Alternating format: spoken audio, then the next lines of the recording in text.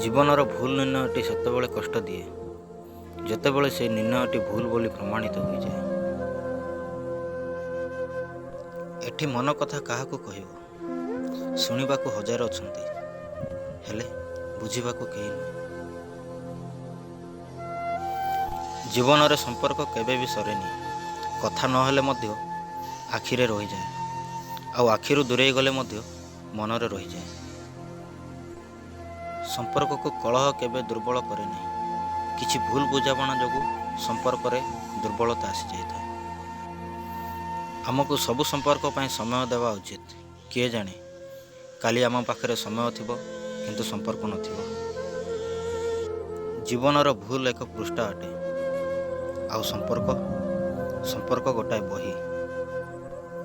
ଯଦି ଦରକାର ପଡ଼େ ଭୁଲ ପୃଷ୍ଠାଟିକୁ ଚିରି ଫିଙ୍ଗି ଦିଅନ୍ତୁ। ଗୋଟିଏ ପୃଷ୍ଠା ପାଇଁ ପୁରା ବହିଟିକୁ ନଷ୍ଟ କରିବାର ଆବଶ୍ୟକ ନଥାଏ।